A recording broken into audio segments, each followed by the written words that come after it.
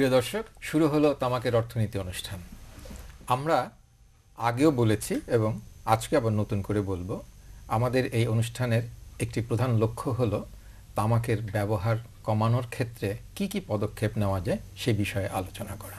আমরা কি জানি যে প্রতি বছর বাংলাদেশে ৫৭,০০০ মানুষ মারা যান তামাকের ব্যবহারের প্রত্যক্ষ ফল হিসেবে? এই তথ্যটা দিয়েছে আমাদের জাতীয় তামাক নিয়ন্ত্রণ সেল। অর্থাৎ তাহলে দেখা যায় সপ্তাহে ১,০০০-এর বেশি মানুষ মারা যাচ্ছে, দিনে ১০০ জনের বেশি। আজকে আমাদের সঙ্গে আলোচনা করবেন দুজন বিশিষ্ট ব্যক্তি। তারা হলেন মঞ্জুরুল আহসান বুলবুল, বিশিষ্ট সাংবাদিক এবং মিডিয়া ব্যক্তিত্ব। আছেন বিশিষ্ট অভিনেতা এবং সমাজকর্মী ইলিয়াস কাঞ্চন। আসসালামু আলাইকুম। বুলবুল, আপনাকে দিয়ে শুরু করি। ওই অর্থে ওই যে ৫৭,০০০ মৃত্যু, এখন এটা ঠেকাবার জন্যে যদি এটাকে কমাতে চাই আমরা, তাহলে বিড়ি বা সিগারেট বা তামাকের ব্যবহার কমানো দরকার। অনেকে বলছেন দাম এমনভাবে বাড়িয়ে দেওয়া যাতে তারা কিনতে না পারে। সেটা কতটুকু সফল হবে বলে মনে হয়? আসলে এইভাবে তো আমরা কখনো একসঙ্গে করে দেখিনি। তামাক নিয়ন্ত্রণ সেল যে গবেষণাটি করেছে, ৫৭,০০০ বছরে মারা যাওয়া মানে বা সপ্তাহে ১০০ জনের বেশি মারা যাওয়ার মানেটি হচ্ছে এটা এক ধরনের মহামারীর চিত্রই আমরা বলবো। আমরা যদি প্রতিদিন যদি ডায়রিয়ায় ১০০ জন লোক ঢাকায় মারা যায়, আমার ধারণা বাংলাদেশের সমস্ত মিডিয়ার একটা বড় খবর হবে। কিন্তু এটা যেহেতু খুব নীরবে নিভৃতে ঘটনাটি ঘটছে, সম্ভবত শুধুমাত্র মানে তামাক সেবন করে কারণেই তিনি মারা গেছেন এইরকম না, তার অন্য এর সঙ্গে অ্যাজমা বা অন্য যে কমপ্লিকেশনসগুলি আছে সেগুলির কারণে মারা যাচ্ছে। সেই জন্য হয়তো এত শক্তভাবে রেজিস্টার করেন আমাদের, কিন্তু নাম্বারটা কিন্তু অনেক বেশি। পরে যেটি বললেন যে তামাকের সেবনের ভয়াবহতার জন্য এই পরিসংখ্যানটি নাম্বার একটি বিষয়, নাম্বারটি আমাদের মাথায় মানে গুঁজে দেওয়া সবার মাথায় যে প্রতি সপ্তাহে ১০০ জন মারা যাচ্ছে। আপনি দেখবেন পৃথিবীর বিভিন্ন দেশে উন্নয়নের জন্য সন নির্ধারণ করা ১০০ দিনের কর্মসূচি, নাম্বার একটি ফ্যাক্টর। কাজে আমি মনে করি যে আপনি পরে যে কথাটি বললেন তার আগে এটি যে ৫৭,০০০ মানুষকে আমরা হারাচ্ছি তামাক সেবনের কারণে, প্রতি সপ্তাহে ১০০ জনকে হারাচ্ছি তামাক সেবনের কারণে। এই নাম্বারটি মানুষের মগজে ঢুকিয়ে দেওয়া যে ১০০ জন মানুষ প্রতি সপ্তাহে মারা যাচ্ছে। আরেকটি হচ্ছে যে শুধুমাত্র রিচের মধ্যে থেকে মানে মানুষের নিয়ন্ত্রণের মধ্য থেকে সরিয়ে নেওয়া, সেটার মধ্যে মূল্য বৃদ্ধি একটি বিষয়। আবার মূল্য বৃদ্ধির কারণেই এটা কমে যাবে মনে করার কোনো কারণ নেই, কারণ আমরা এই তামাক সেবনকারী তো শুধুমাত্র দরিদ্র লোকজন না। আপনি যদি তামাকের চাইতে বড় মাদক দেখেন যার দাম অনেক বেশি, তার আবার ব্যবহারকারী অনেক কিন্তু সারা পৃথিবী জুড়ে বেশি। কারণ যারা ওই ধরনের দামি মাদক সেবন করেন তাদের ওই পরিমাণ অর্থনৈতিক শক্তি আছে। কাজে এটি খুব সরলীকরণ হবে যে শুধুমাত্র আমরা মূল্য বৃদ্ধি করে দিলাম আর সঙ্গে সঙ্গে এটার মানে একেবারেই কমে যাবে, এইটি বোধহয় মানে একেবারে বেশি সরলীকরণ হবে। বুলবুল ভাইয়ের সঙ্গে আমিও একমত। কারণ হলো যে আমাদের দেশে এই তামাকটি কিন্তু চাষ হয়, তো সেই কারণে আমি বলবো যে আমাদের গ্রামের যে সমস্ত মানুষগুলো আছে, যদি আপনি বিড়ি সিগারেটের এগুলো দাম যদি বাড়িয়ে দেন, তাহলে দেখা গেল যে ওরা নিজেরাই জমির মধ্যে সেগুলো চাষ করছে এবং নিজেরাই সেগুলো খাচ্ছে। যেমন বাংলাদেশে আপনি জানেন যে গাঁজা চাষ করা কিন্তু নিষেধ, কিন্তু তারপরেও আমি জানি যে বাংলাদেশে প্রচুর লোক কিন্তু গাঁজা খাচ্ছে। গাঁজা খায় কি করে? এমনও দেখা গেছে যে তার বাড়ির আঙ্গিনার মধ্যে সে গাঁজা চাষ করতেছে, চাষ করে সে নিজে এটি ব্যবহার করছে এবং তার সাঙ্গপাঙ্গদের মাঝে সেটি মানে করছে। তো ঠিক তেমনিভাবে যে শুধু মানে বিড়ি এবং সিগারেটের আমরা মনে করি যে এটি দাম বৃদ্ধি করলে হয়তো বা একটা শ্রেণীর মধ্যে এটা কমে আসবে, কিন্তু এটার উৎপাদনের দিকে যদি মানে নজর না দেওয়া যায়, যে এটি আমার মনে হয় যে বন্ধ করে দেওয়া উচিত। ব্যবহারকারী, উৎপাদন এবং বাজারজাতকরণ, প্রাপ্যতা, এই সবগুলি মিলিয়ে পুরো বিষয় দেখতে হবে। তা আমরা এই বিষয়টা আরো একটু গভীরভাবে দেখার চেষ্টা করব। ট্যাক্সের যে স্ল্যাবগুলো আছে সেটা কোন পর্যায়ে কিরকম করলে আরো একটু সুফল পাওয়া যেতে পারে। তবে তার আগে একটা প্রতিবেদন দেখি এই বিষয়ে। প্রিয় দর্শক, এখন আমরা একটা প্রতিবেদন দেখব। প্রতিবেদন শেষ হলে আবার ফিরে আসবো তামাকের অর্থনীতি অনুষ্ঠানে। মানবদেহে তামাক বিষের প্রতিক্রিয়া অত্যন্ত ভয়ঙ্কর। জাতীয় তামাক নিয়ন্ত্রণ সেল কর্তৃক প্রকাশিত এক প্রকাশনায় দেখা যায়, তামাক ব্যবহারের প্রত্যক্ষ ফল হিসেবে প্রতি বছর আমাদের দেশে ৫৭,০০০ মানুষ মৃত্যুবরণ করে এবং ৩,৮২,০০০ মানুষ পঙ্গুত্ব বরণ করেন। বাংলাদেশে তামাকজাত পণ্যের মধ্যে সিগারেট এবং বিড়ির ব্যবহার সর্বাধিক। প্রকাশনা অনুযায়ী দেশের তামাক ব্যবহারকারীর সংখ্যা ৩ কোটিরও অধিক, যাদের মধ্যে প্রায় ২ কোটি মানুষ ধূমপান করছেন। এই বিপুল পরিমাণ ভোক্তার চাহিদা পূরণে বছরে ২৫০০ কোটি শলাকা সিগারেট এবং ১০,৮০০ কোটি শলাকা বিড়ি উৎপাদিত হয়। এই উৎপাদনের সাথে জড়িত দেশের হাজার হাজার শ্রমিক।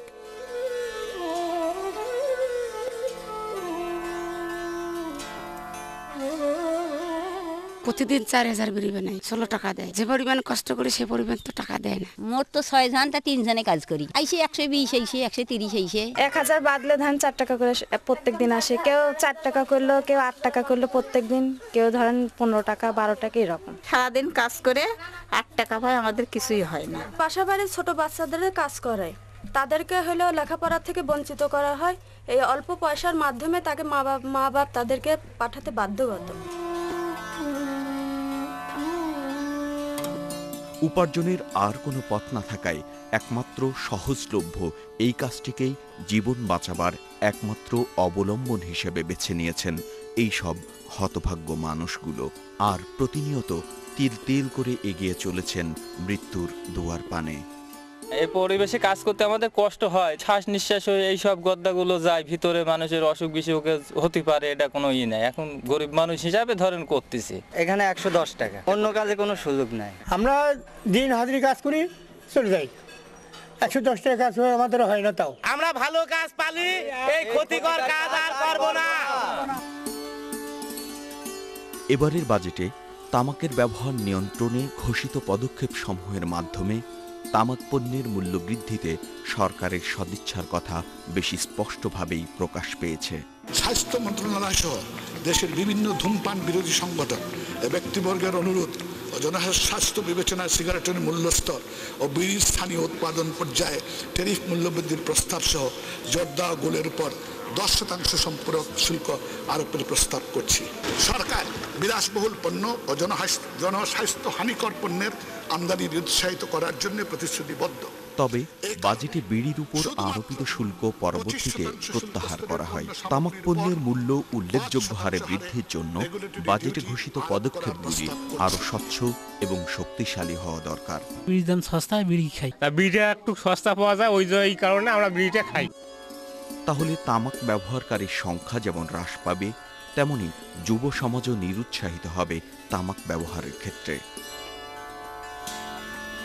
এই চলমান আন্দোলনের ধারাবাহিকতায় উন্নয়ন সমন্বয় দেশের ৬টি বিভাগীয় শহরে আঞ্চলিক সম্মেলনের আয়োজন করেছে। এরই মধ্যে বগুড়া এবং সিলেটের আঞ্চলিক সম্মেলন সম্পন্ন হয়েছে।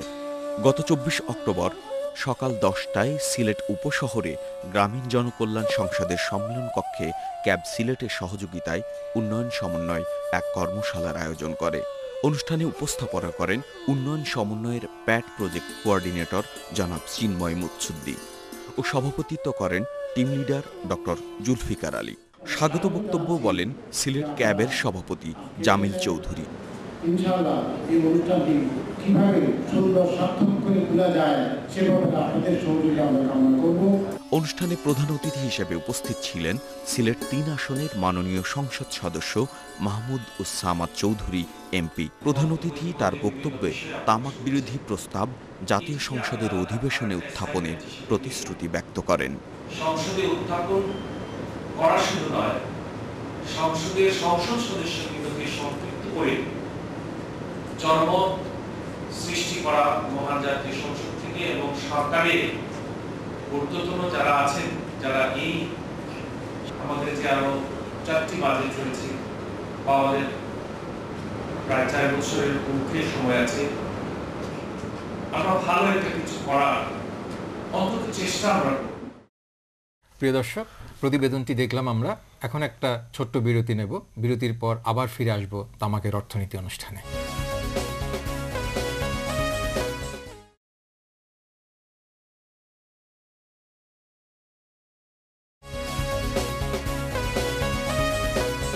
আবার ফিরে এলাম তামাকের অর্থনীতি অনুষ্ঠানে। আমরা তখন ট্যাক্স বিষয়ে বলছিলাম যে একটু ট্যাক্স বাড়ালে কি হয়, এবং আপনারাও বলছিলেন যে ট্যাক্স বাড়ানো প্রয়োজন এবং ট্যাক্স বাড়লে হয়তো কমবে, কিন্তু তার সঙ্গে সঙ্গে আরও অনেক বিষয় আছে যেগুলোর ব্যাপারেও নজর দিতে হবে। তবে ট্যাক্সের ক্ষেত্রে একটা বিষয় যদি একটু আমরা এভাবে দেখি, যেমন ধরেন আপনার যেগুলো যে বিড়ি সিগারেটের দাম কম সেখানে কিন্তু ট্যাক্স হলো কম 32%, আবার যেগুলোতে বেশি সেখানে হচ্ছে বেশি, অর্থাৎ প্রায় 57%। তাহলে এটা যদি অন্যভাবে হয় তাহলে কেমন হয়? ধরেন যেটা সবচেয়ে কম দাম সেটাতে 57 হলো, আর যেটা বেশি দাম সেটাতে না হয় 57 থাকলো অথবা 32 হলো, তাহলে কি কিছুটা ভালো রেজাল্ট পাওয়া যাবে না? খুব নাটকীয় পরিবর্তন আসবে এটা মনে হয় না, কারণ আপনার মনে আছে চিন্ময়, একটা অনুষ্ঠানে আমরা যখন কথা বলছিলাম তত্ত্বাবধায়ক সরকারের সাবেক উপদেষ্টা জনাব হাফিজউদ্দিন খান তার ছাত্র জীবনের অভিজ্ঞতা বলছিলেন যে তিনি খুব দামি সিগারেট খেতেন, কিন্তু যখন ট্যাক্স বেড়ে সেই দামি সিগারেটের দামটা আরও বেড়ে গেল তখন তিনি তার পরের স্টেপে চলে আসলেন, একটু কম দামিটাতে চলে আসলেন। কাজেই তিনি বাদ দিলেন না, কিন্তু তিনি বরং বাজেটে যেহেতু কোলায় না কাজেই বেশি ট্যাক্সের টাকাতে গেলেন না। কাজেই যারা অর্থনৈতিকভাবে স্বাবলম্বী তাদের একটু ট্যাক্স বাড়ালে হয়তো মানে দামি ব্র্যান্ডে যাবে না, কিন্তু কম দামি ব্র্যান্ডে চলে আসবে। কিন্তু আপনার একটা কথা বোধ হয় একমত, যদি নিচের দিকে বিড়ি যারা খায় তাদের ক্ষেত্রে যদি ট্যাক্সটা একটু বাড়ানো থাকে এটা কিন্তু এক ধরনের চাপ পড়বে, কারণ তারা তো মানে দিন আনে দিন খায় এই অবস্থায়। কিন্তু আরেকটি বিপজ্জনক দিক আছে, তখন কিন্তু তারা হয়তো বিড়িটা না খেয়ে অল্টারনেটিভ যাবে, গুল, জর্দা, এরকম নানান জায়গাটাতে যাবে। কাজেই বাই প্রোডাক্ট যেগুলি আছে সেগুলিও যাতে সহজলভ্য না হয় সেটাও দিতে হবে। তাহলে এটা আমরা তো শুধুমাত্র বিড়ির কাছ থেকে একটা লোককে সরিয়ে আনতে চাচ্ছি না, আমরা চাচ্ছি তামাক থেকেই তাকে সরিয়ে আনার জন্য। এক্স্যাক্টলি কম দামে যে সিগারেট এবং বিড়ি যেগুলো আছে সেগুলো কিছুটা ট্যাক্স আসলে বেড়ে যাওয়া উচিত। আর সেই সঙ্গে আমি মনে করি যে এতদিন পর্যন্ত বিড়ি এবং সিগারেটের জন্য যে সমস্ত বিজ্ঞাপন হয়েছে মানুষকে উৎসাহিত করার জন্য, সেইটা বোধহয় এখন সরকারের মানে এবং আমাদের যারা সচেতন মানুষ আছে যারা, তাদের উচিত এখন যে ঠিক ওর চেয়েও বেশি এটাকে মানে পাবলিসাইজড করা, যে এই মানে ভয়াবহ চিত্রটা তুলে ধরা যে সিগারেট থেকে যাতে আমরা নিরুৎসাহিত হতে পারি এবং এটা যেন আমরা বর্জন করি, সেই দিকে আমার মনে হয় যে সবচেয়ে বেশি দৃষ্টি দেওয়াটা। শুরুতে আমরা যে বলছিলাম উৎপাদনের ক্ষেত্রে, উৎপাদনটা নিয়ন্ত্রণ করার জন্য কি করা যেতে পারে? যেখানে ধরেন তামাক চাষ হয় যে জমিগুলোতে, সেই জমির জন্য কি আলাদা একটা বাড়তি কর বা এরকম দেওয়া যেতে পারে? আমার ধারণা যে এটার বিকল্প শস্য বা বিকল্প একটা প্রোডাক্ট দিতে হবে, যাতে একটা লোক মনে করে যে আমি তামাক উৎপাদন না করে এই ধানটি উৎপাদন করলে পরে এটা আমাদেরকে অর্থনৈতিকভাবে স্বাবলম্বী করে। এটা কিন্তু যে লোকটি তামাক খায় তার জন্যে হয়তো ততটা প্রভাব ফেলবে না, কিন্তু তার পরিবারের সদস্য কিন্তু এটাতে সম্মত হবে যে এখানে আমি একটি 5 কাঠা জমিতে তামাক না করে যদি আমি অন্য ফসল উৎপাদন করি তাহলে পরে সেই ক্ষেত্রে আমার অর্থনৈতিকভাবে আমি স্বাবলম্বী হব। এটি হলো একটা দিক। আরেকটি দিক যেটা হলো যে এই নিচু দরের যেটি নিয়ে বেশি আশঙ্কার কথা, যেটা প্রতিবেদনও দেখলাম এবং কাঞ্চন ভাই খুব পরিষ্কারভাবেই বললেন, এটার সঙ্গে কিন্তু আমাদের একটা রাজনীতিও জড়িত। আগামী জানুয়ারি ফেব্রুয়ারি মাস থেকে বাংলাদেশের লোকাল গভর্নমেন্ট ইলেকশন শুরু হয়ে যাবে, উপজেলা নির্বাচন হবে, ইউপি নির্বাচন হবে, মিউনিসিপ্যাল কর্পোরেশন নির্বাচন হবে, ঢাকা সিটি কর্পোরেশন সিটি কর্পোরেশনগুলির নির্বাচন হবে। এবং এই যে বিড়ি কিন্তু আমাদের নির্বাচনী প্রচারণার একটা বড় অংশ, এবং এর সঙ্গে কিন্তু আমাদের রাজনীতিবিদদের যা পলিসি মেকার হিসেবে যারা আমরা বলি, এবং যেটা একজন এমপির বক্তব্য আমরা শুনলাম, তিনি সংসদে খালি পাশ করলে তো হবে না, তিনি নির্বাচনের সময় তার এলাকায় এই বিড়ি ব্যবহারের জন্য তার 5 লক্ষ টাকা বাজেট আছে কিনা সেটা আমাদের দেখতে হবে। আমার ধারণা এই যে মানে তামাক কেন্দ্রিক রাজনীতি, সেইখানেও কিন্তু একটু মোটিভেশনের প্রয়োজন। এখানে যেমন ধরেন আপনার নির্বাচন কমিশন কিছু আচরণ বিধি তৈরি করে, এই ধরনের আচরণ বিধি কি তৈরি করা যায় যে নির্বাচনী আমার মনে হয় যে বিড়ি অফার করা যাবে? আমার মনে হয় যে খুবই ভালো, কারণ দেশের মানুষের স্বার্থের জন্য এটি করা যেতে পারে। কারণ নির্বাচন কমিশন তো একটা করেছে যে শিশুদেরকে রাজনৈতিক প্রচার প্রপাগান্ডায় ব্যবহার করা যায়, এটা কিন্তু নিষিদ্ধ। কাজে তারা যদি বলে যে তার যে বাজেট থাকবে, মানে ওই আপ্যায়নের বাজেট কিন্তু এখন কমিয়ে দেওয়া হয়েছে, এবং সেখানে সুনির্দিষ্টভাবে প্রার্থীদের বলতে হবে যে ধূমপানের ক্ষেত্রে আমার কোনো বাজেট বরাদ্দ না। বিড়ি উৎপাদন যারা করেন, যে সমস্ত কারখানাগুলোতে বিড়ি উৎপাদিত হয়, তারা কিন্তু এই যে কৃষকদের কিন্তু তারা অগ্রিম টাকা প্রদান করেন, এই করে তাদেরকে উৎসাহিত করা হয়। কিন্তু আমার মনে হয় যে সরকারের এই যে বিড়ি যারা উৎপাদন করছেন তাদের দিকেও একটা মানে দৃষ্টি দেওয়া উচিত, তাদেরকে এখান থেকে মানে যে এই ধরনের ফ্যাক্টরিগুলো বন্ধ করারও একটা মানে বিকল্প অর্থনৈতিক সহায়তা। কারণ এখন যদি একজন কৃষক যদি ধরেন আপনার অগ্রিম টাকা পায় তাহলে তো তিনি ওটাতে যাবেন, সেটা অর্থনৈতিক কারণে যাবে। এটা বিড়ির যতটা না তার চেয়ে বেশি উপরের দিকে যদি আপনি দেখেন, একটা সাধারণ প্রচারণা আছে যে তামাক কোম্পানিগুলি আমরা কেন বন্ধ করব না। তাদের কিন্তু একটা বড় প্রচারণা আছে, আমরা অনেক কোটি টাকার ট্যাক্স দেই। এবং আপনি দেখবেন যে আমাদের অনেকগুলি তামাক কোম্পানি দেশের বিভিন্ন অঞ্চলে বনায়নের জন্য অর্থ সাহায্য দেয়, নানা ধরনের, যেটি কাঞ্চন ভাই বললেন। তো সেই জায়গাটাতে যদি ওই কৃষকদেরকে তামাক বিমুখ কোনো মানে অর্থনৈতিক সহায়তা দেওয়া যায় তাহলে তারা এখানে যাবে না। এক্ষেত্রে ধরেন আরো একটা ব্যাপার আসতে পারে, সেটা হলো ধরেন যারা এটা বলছেন যে আমরা অনেক বেশি ট্যাক্স দিই তা সেজন্য বন্ধ করা যাবে না, এখন কিন্তু এটার ব্যবহার তো ক্ষতিকর, এটা আমরা জানি। তাহলে কেউ যদি এখন অন্য একটা ক্ষতিকর কাজ করে, যে ডাকাতি, তো বলে যে ডাকাতরা যদি বলে যে আমরা ডাকাতি করতে তো আমরা অনেক বেশি ট্যাক্স দেব, তাহলে কি সেটা আমরা করা যাবে? আমি যেমন একটা গল্প আমি পড়েছিলাম, দস্যু শাহজাহান, সে ডাকাতি করে টাকা পয়সা গরিবদের মধ্যে বিলিয়ে দিত। আমি ওই অল্প বয়সে, আমি তখন ক্লাস 4-6 পড়ি, তখন আমারও মধ্যে একটা জাগলো যে আমিও ডাকাতি করব এবং একটু গরিবদের মধ্যে বিলে। কিন্তু এটা যদি করতে যেতাম আজকে আমি কিন্তু ইলিয়াস কাজের এখানে বসে থাকতে পারতাম। তো এটা তো উচিত না যে একটি মানে আপনার একটা অপকর্ম করে টাকা দিয়ে সেটা কোনো অবস্থাতেই হয়তো আসে না। এনবিআর এর কি ধরনের ভূমিকা হতে পারে? এনবিআরও তো ধরেন দেশের বাইরে নয়, তারা কি শুধুমাত্র ট্যাক্সটাকে দেখবেন, পরিমাণটাকে দেখবেন না? তাদেরও তো মনে হয় কিছুটা প্রপোজাল। চিন্ময়দা, এখন সারা পৃথিবীতে যেটা হচ্ছে যে আইন প্রণয়ন এবং আইন প্রয়োগের ক্ষেত্রে মানবিকতাকে দেখা হয়, সোশ্যাল রেসপন্সিবিলিটি দেওয়া হয়। কর্পোরেট সোশ্যাল রেসপন্সিবিলিটি খুবই পপুলার স্লোগান। আমাদের এনবিআর কিন্তু একটা রোবোটিক টাইপ, তারা বছরের একটা টার্গেট ঠিক হয় যে কত টাকা ট্যাক্স আসবে, এবং এটার মধ্যে অমানবিক পদ্ধতিতে বা মানুষকে এই যে তামাকের কথা বলে, নিশ্চয়ই এটাও একটা খাত থাকে তাদের। কিন্তু আমরা যদি ওইখানে কর্পোরেট সোশ্যাল রেসপন্সিবিলিটি ওইভাবে না বলেও তাদের মধ্যে একটা সোশ্যাল কমিটমেন্টের জায়গা আনি, যে তোমরা ট্যাক্সের হারটা নির্ধারণ করবে, কিন্তু এই যে সমাজের জন্য, আমাদের প্রজন্মের জন্য ক্ষতিকর যে জায়গাগুলি, সেই জায়গাগুলিকে বন্ধ করা বিশেষভাবে নজর দিতে হবে।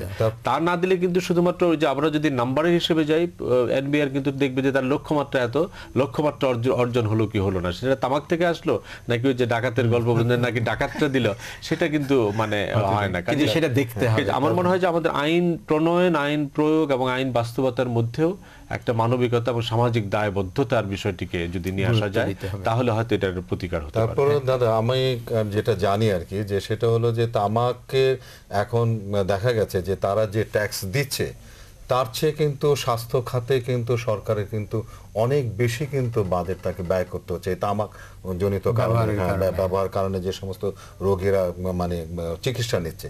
তো কাজেই এটি কিন্তু এখন আর মানে ওই যুক্তিতে কিন্তু খাটে না যে তারা অনেক বেশি ট্যাক্স দিচ্ছে। ট্যাক্স তারা যেটা দিচ্ছে তার চেয়ে কিন্তু অনেক বেশি কিন্তু সরকারকে কিন্তু স্বাস্থ্য খাতে কিন্তু ব্যয় করতে হচ্ছে। কাজেই সরকারের এখন কিন্তু এই দিকগুলো কিন্তু আসলে ভেবে দেখা উচিত। আর তার এটা খুবই যৌক্তিক কথা যে আপনি একদিকে মৃত্যুর আয়োজন করবেন, আবার অন্যদিকে মানুষকে বাঁচানোর জন্য বাজেট বাড়াতে থাকবেন। তার চেয়ে যদি আমরা মৃত্যুর কারণটাকেই কমিয়ে ফেলি তাহলে তো আর বাজেট মানে স্বয়ংক্রিয়ভাবেই কমে যাবে। মিডিয়া, এই ক্ষেত্রে আমি সমাজ কর্মীদের তরফেও আসবো। মিডিয়া আপনার, যেমন আপনি প্রথমে বললেন যে ডায়রিয়া যখন হয় আমরা যেভাবে বিষয়টাকে তুলে ধরি, এই বিষয়গুলোকে আনার জন্য আরও যে আপনি বললেন রেজিস্টার করার জন্য মানুষের মধ্যে, মানুষের মনে কি ধরনের অ্যাপ্রোচ নিতে পারে? আমার মনে একটা তো স্বাভাবিকভাবে ইনভেস্টিগেটিভ, যে আপনি এই যে নাম্বারটি আপনি আমাকে বললেন, আমার মাথায় ঢোকার পর আমার মনে হলো যে এই যে 57,000 মানুষ প্রতি বছর মারা যাচ্ছে এই মহামারী। বুলবুল, এর সঙ্গে আরো একটা আছে, সেটা ওনারা বলছেন এর পাশাপাশি 3,82,000 মানুষ পঙ্গুত্ব বরণ করেন। কাজে আমি যেমন সাংবাদিক হিসেবেই ভাবছি যে এই মহামারীর কনসেন্ট্রেশনগুলি দেশের কোন কোন জায়গায় বেশি। তো ন্যাচারালি এইটা হয়তো মিডিয়ার জন্য একটা ভাবনা হতে পারে যে দেশের কোন অঞ্চল বেশি ভালনারেবল এই কাজটার জন্য, এটি একটি। আরেকটি হচ্ছে যে মানে আমাদের মিডিয়াতে আমার ধারণা যে একটি তো আমরা ইনভেস্টিগেটিভ রিপোর্ট করা, ভয়াবহ চিত্র তুলে ধরা আরেকটা, আর আমাদের সমাজের যারা রোল মডেল তাদেরকে কিন্তু মিডিয়ার মাধ্যমে আপনি দেখবেন যে পৃথিবীর বিভিন্ন দেশ আজকাল পর্যটনের জন্য রাষ্ট্রপতি, প্রধানমন্ত্রী তারা কিন্তু মডেল হন। যে আমি জর্ডানে গিয়েছিলাম একটা মিডিয়া কনফারেন্সে, দেখি যে জর্ডানের রানী আলিয়া সে ইনভাইট করছে ফরেনারদের যে আমার দেশে তোমরা আসো, ইনভেস্ট করো। She became the spokes person. তো আমাদের যারা রোল মডেল, যখন একজন এমপি যখন কথা বললেন, এবং আপনি ধরেন এই যে কাঞ্চন ভাই আমাদের চলচ্চিত্র মিডিয়া হিসেবে, যদি চলচ্চিত্র একটা বড় মিডিয়া, সেইখানে যদি আমাদের নায়করা সিগারেট খেয়ে, ভিলেনরা সিগারেট খেয়ে মারা, কারণ নায়করা তো একটা মানে এক ধরনের প্রতিক্রিয়া প্রভাব ফেলে বাইরের মধ্যে। কাজে আমার ধারণা নিউজগতভাবে এটা এক ধরনের সোশ্যাল ক্যাম্পেইনের মধ্যে নিয়ে আসা, ভয়াবহতার চিত্র তুলে ধরা। আপনি ওই যে ট্যাক্সের বিষয়টা যেটা বললেন, সেটা নিয়ে মিডিয়াতে কন্টিনিউয়াস আলোচনা করা, এবং এটা যে একটা মহামারী সেটা করা। পাশাপাশি মিডিয়াতে যারা আসেন, মিডিয়া পার্সোনালিটিদের তো এক ধরনের সামাজিক প্রভাব আছে, সেই জায়গাটাতে তাদেরকে সচেতনভাবেই মানে তামাক পরিহারের বিষয়টিকে নিয়ে আসা, তাদের আচরণের মধ্যেও এবং তাদের কথাবার্তা বলার মধ্যেও। আমি যখন এই ক্যাম্পেইনের সঙ্গে সম্পৃক্ত হলাম, তার আগে কিন্তু আমি নিজেও এক স্মোকার ছিলাম। এইটার দিকে আমি চিন্তা করলাম যে না, আমাকে এই জিনিসটা ছাড়তে হবে। কারণ হলো যে আমি তখন এর আগে কিন্তু জানতাম না যে সিগারেটের যে এত ভয়াবহতা, এত ক্ষতিকর দিক। তো আমি যখন এটা জানলাম তখন কিন্তু আমি ছেড়ে দিলাম, এবং আমি তারপরে থেকে এই ক্যাম্পেইনের সঙ্গে সম্পৃক্ত হয়েছি। আমি অনেকেই বলেছি যে যারা আমাকে ভালোবাসেন তারা যেন এই ধরনের, শুধু সেটা করিনি, আমি যে কাজটি আমি করেছি যে আমার নিজস্ব একটা প্রোডাকশন হাউস আছে, সেখানে কিন্তু আমি কাউকে আমি সিগারেট দেই না। আমাদের ফিল্মে একটা নিয়ম আছে যে বিনা পয়সায় মানে আর্টিস্ট, টেকনিশিয়ানদের সিগারেট দেওয়া হয়, কিন্তু আমি কিন্তু ওই ক্যাম্পেইনের যুক্ত হওয়ার পর থেকে আমি কাজটি করিনি। এবং আরও একটি জিনিস আপনি খেয়াল করে দেখবেন যে ওই 88-এর পরে থেকে আমি যে সমস্ত ছবিতে অভিনয় করেছি, সেই সমস্ত ছবিগুলোতে অনেক সময় সিগারেটের ব্যবহার ছিল, যেগুলো করলে পরে স্টাইল করে মানে স্মোক করলে পরে মানে ভালো মানে হয়তো, কিন্তু আমি কিন্তু সেগুলো কিন্তু আমি করি নাই কিন্তু আমার সোশ্যাল কমিটমেন্টের জন্য। কারণ আমি মনে করি যে আমি একদিকে বলতেছি যে জিনিসটা খাওয়া উচিত না, অথচ একজন আর্টিস্ট, আমি নিজেই ছবির মধ্যে আমি সিগারেট, সাধারণ মানুষের তো নায়কদের দেখে উদ্বুদ্ধ হবে। সেই কাজটি কিন্তু আমি মনে করি যে আমি বাংলাদেশের একজন নায়ক হিসাবে আমি কিন্তু এই কাজটি করেছি। কিছুদিন আগে বোধহয় জাতিসংঘের থেকেও বোধহয় বোম্বের ইন্ডাস্ট্রিকে এই স্মোকের, এই যে তাদের আর্টিস্টরা এরকম চলচ্চিত্রের মধ্যে স্মোক করে, এটির ব্যাপারে কিন্তু একটি মানে তারা নিন্দা বাণীও কিন্তু হলিউড বোম্বের ইন্ডাস্ট্রিকে করেছে কিন্তু। তো আমি এটা এখনো পর্যন্ত আমাদের দেশে অনেক শিল্পীরা এটি করে, তা আমি মনে করি যে এটি করা উচিত না। তাদেরও মানে তাদের ছবি সাধারণ মানুষরা দেখে বলে তারা আজকে আর্টিস্ট, তো সেই সাধারণ মানুষরা যাতে ভালো থাকে তাদের দিকেও আমাদের শিল্পীদের কিন্তু নজর থাকা উচিত আমি মনে করি। কদিন আগে দেখলাম ডিজনি প্রোডাকশন থেকে ওরা অ্যানাউন্স করেছে যে ওরা এরপরে তাদের কোনো ছবিতেই ধূমপানের কোনো দৃশ্য রাখবেন না। আমি নিজে একটা ছবি তৈরি করেছি, সেই ছবির মধ্যে সেটি একটা বিদেশি গল্প, ইটালিয়ান একটা গল্প লেখকের ছবিটা আমি বানিয়েছি। সেই ছবিটার মধ্যে আপনার মদের সিকোয়েন্স এবং সিগারেটের ব্যাপার ছিল, কিন্তু বিশ্বাস করেন দাদা, আমি ওই যে বললাম যে আমার মাথার মধ্যে আছে যে আমি এটা কোনোভাবে আমি দেখাবো না। যখনই হিরো অস্থির হয় তখনই সে ড্রিঙ্ক করে, তখনই সে সিগারেট খায়। তাই আমি বললাম যে আমার অস্থিরতা আমাকে মদ খেয়ে আমাকে বোঝাতে হবে, সিগারেট খেয়ে আমাকে বোঝাতে হবে, নট দ্যাট। আমি অন্য প্রসেস আমি এটাকে আমি এটা দেখাবো, আমি এটা সাকসেস, আমি এটা করতে পেরেছি। এটা এক সময় আপনি সাংবাদিক ছিলেন দীর্ঘদিন, মিডিয়া হাউসগুলি নিউজ রুম মানেই হচ্ছে অনবরত সিগারেট এবং চা চলতে থাকবে, কিন্তু এখন কিন্তু পরিস্থিতির পরিবর্তন হচ্ছে। আপনি যদি টেলিভিশনগুলি দেখেন, টেলিভিশন নিউজ রুমের ভিতরে সিগারেট খাওয়ার কোনো সুযোগ নাই, পত্রিকাগুলিতে কিছু আছে। কাজে আমার ধারণা যে মিডিয়া হাউসগুলিকেও সেন্সিটাইজ করার থাকতে হবে। আপনি দেখবেন যে তামাক কোম্পানি যারা, তাদের যে প্রোগ্রামগুলি হয়, যে প্রোগ্রামগুলি আমরা কভার করি, সেখানে কিন্তু তাদের খুব সুনির্দিষ্ট নির্দেশনা থাকে যে সমস্ত এক্সিকিউটিভরা সিগারেট খাবে, কারণ তারা তামাক কোম্পানির প্রেস কনফারেন্স করছে আর নিজেরা সিগারেট খাচ্ছে না, এটা খারাপ দেখা যায়। কিন্তু আমরা কিন্তু খুব অসচেতনভাবে সেটা আবার প্রচারও করি। কাজেই আমার ধারণা যে মিডিয়াকে সেন্সিটাইজ করে, একটা দিক হলো ভয়াবহতার দিকটা তুলে ধরা, স্বাস্থ্যগত দিক, তারপর আপনি উৎপাদনের দিক যেটা আমরা বললাম, বাজারজাতকরণের দিক, সেটা আমরা দেখতে পারলাম।